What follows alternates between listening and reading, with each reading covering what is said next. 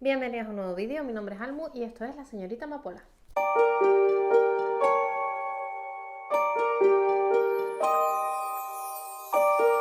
Bueno, dentro de 3 días, si no me equivoco, celebramos el Día del Libro, así que bienvenidos a uno de los tropecientos 1500 vídeos que vais a ver esta semana dedicados a ese día. En mi caso lo que voy a hacer es recomendaros misterios que están basados o vinculados al mundo literario. Así que no me enrollo y vamos allá. Y voy a empezar por un libro del que no he hablado nunca en este canal, pero que es mi libro favorito, y es La sombra del viento de Carlos Ruiz Zafón. Ya está la protagonista por aquí. Como os decía, La sombra del viento es mi libro favorito de la vida y es muy curioso porque es un libro que yo tuve que empezar 4 veces porque como que siempre me atascaba, no conseguía avanzar, llegaba a un punto en el que no es que se me hiciese bola, pero como que me daba la sensación de que dábamos vueltas sobre el mismo punto de la historia todo el rato y entonces lo dejaba. No lo abandonaba porque notaba que me estaba gustando, pero como que no era el momento en el que necesitaba yo leer ese libro. Eso sí, cuando acabé de leerlo me explotó la cabeza de una manera. Fueron tantas sensaciones diferentes y tan bonitas que me alegro muchísimo de no haberlo abandonado, pero sí haberme permitido hacer esas pausas cuando notaba que no estaba siendo el momento de leer el libro. Así que contra todo pronóstico se convirtió en mi libro favorito. Si no lo habéis leído, no quiero desvelaros mucho. Yo creo que todo el mundo ha escuchado hablar de la tetralogía del Cementerio de los Libros Olvidados. Este es el primer libro, que nos cuenta la historia de Daniel, un niño al que su padre lleva a un lugar muy especial, de donde rescata un libro que va a poner en peligro su vida y la de la gente que le rodea. Yo sé que no es un buen resumen y que no le hace justicia a la pedazo de historia que es este libro, pero es que tengo la sensación de que si digo más es hacer spoiler. Y es un libro al que merece la pena de verdad asomarse sin saber mucho más que eso. Lo que sí os contaré es que tanto Daniel como su padre regentan una librería y que aparte de toda esta historia que gira en torno al libro que rescata Daniel de ese sitio especial, también gira en torno a la vida de este niño y su padre trabajando en la librería. Así que siendo mi libro favorito, yo solo puedo recomendarlo, solo puedo decir cosas buenas de él. Creo que es uno de los libros que me he leído más veces en mi vida, creo que ya me lo he leído 4 veces y las 4 veces que me lo he leído lo he disfrutado casi tanto como la primera vez. Y habrá gente que me diga, con todo lo que tienes para leer, ¿por qué te lees el mismo libro todo el rato? Yo creo que hay historias a las que nos gusta volver por cómo nos hicieron sentir y esta es una de ellas para mí. El siguiente es algo más distendido y es El Club del Crimen, que me lo leí hace poco. Esto es un cozy crime, tiene un tono muy ligerito, muy cómico y unos personajes que de verdad podríamos ser cualquier lector que participa en clubes de lectura. En este caso nos cuenta la historia de un pequeño club de lectura que se dedican a leer novelas de Agatha Christie y que deciden hacer de investigadores cuando una persona del club de lectura desaparece. Así a grandes rasgos esa es la sinopsis. Los personajes son maravillosos.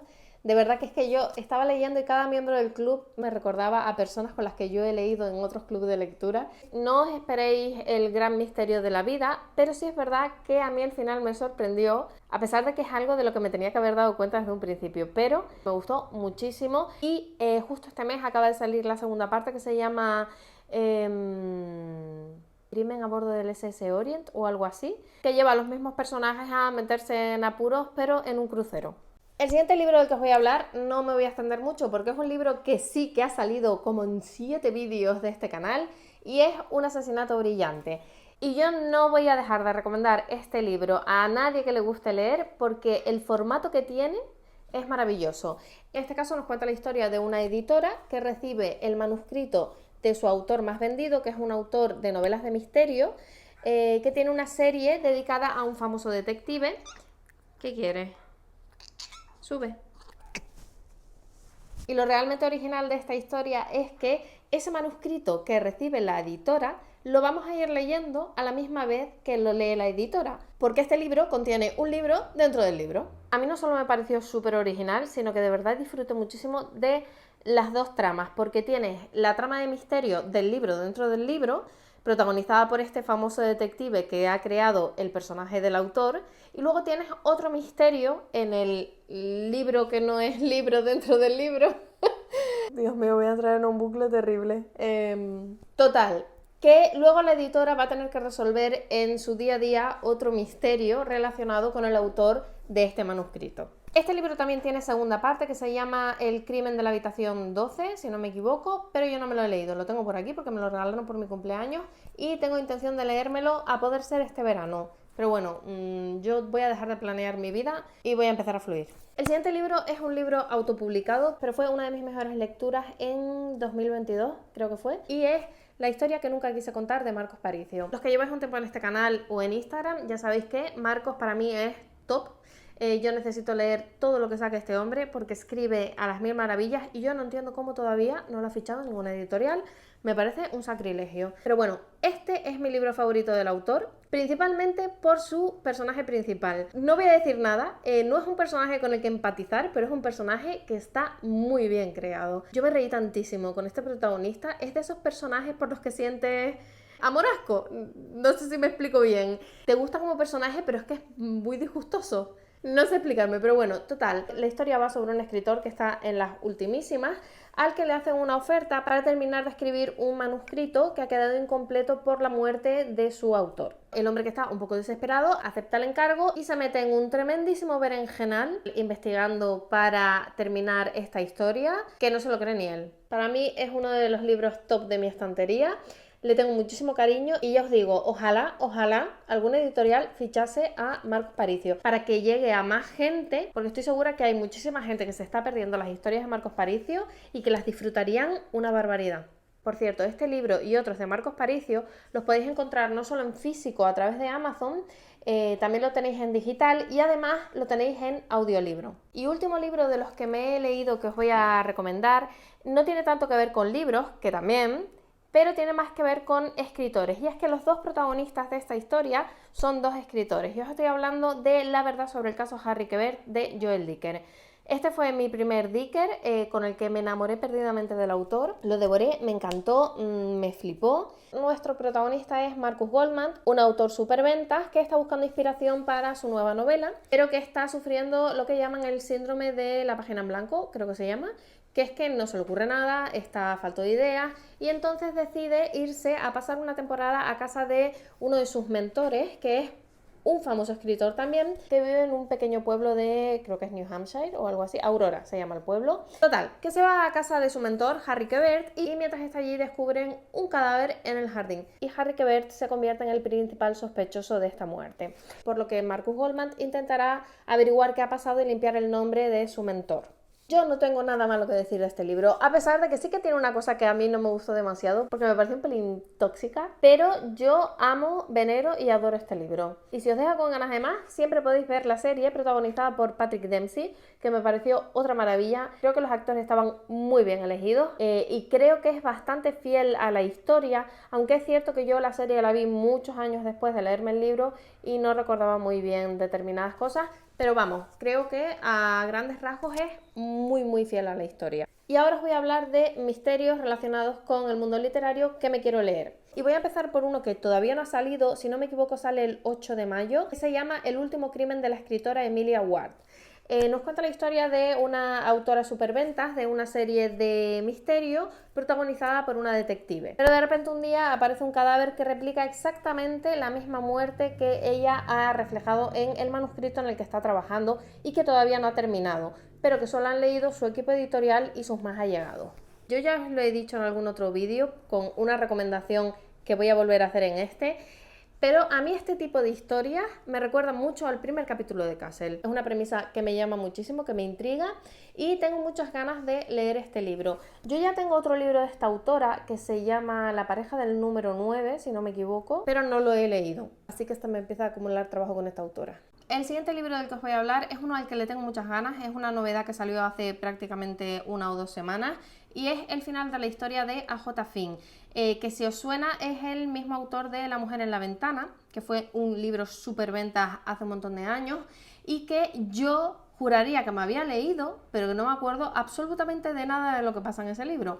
Con lo cual va a tener que caer una relectura. Pero el que nos ocupa ahora es este de aquí y nos cuenta la historia de Sebastián no sé qué, un reconocido novelista de misterio que le envía una nota muy curiosa a una profesora que está especializada en toda su obra, que dice lo siguiente: en 3 meses estaré muerto, voy a contar mi historia. Y con esta nota la invita a su mansión en San Francisco para desentrañar la historia de su vida, que no está exenta de misterio, ya que la familia del autor murió en extrañas circunstancias hace más de 20 años, con lo que nuestra protagonista acepta la oferta y se marcha a casa del autor con su actual familia para intentar desentrañar toda esta historia que el señor quiere contar.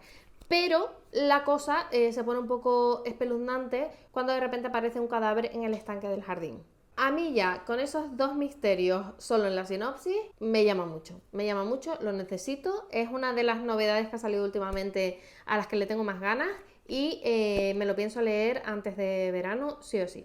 Siguiente, El lector fiel. De este libro ya os he hablado en otro vídeo. Yo os lo comparaba también con el primer episodio de Castle porque la premisa más o menos es la misma del libro de Emilia Ward. En este caso tenemos a una inspectora que está investigando la muerte de la mujer de un famoso escritor de novela negra que tiene una trilogía muy famosa en la que curiosamente parece estar basado todo el modus operandi o toda la escenificación que ha hecho el asesino con la muerte de esta mujer. Algo que le queda totalmente claro a la inspectora cuando suceden más asesinatos y todos están basados en los asesinatos rituales que ocurren en esta trilogía. Un poco más de lo mismo, a mí esta premisa me encanta, muy rollo Castle, es una historia que me voy a comer con papas y encima es de Maeva, que yo no he leído ningún libro de Maeva todavía que no me guste. Me parece que es una selección de libros para traducir buenísima, o sea, un aplauso para Maeva. Señora, no haga ruido que estoy grabando.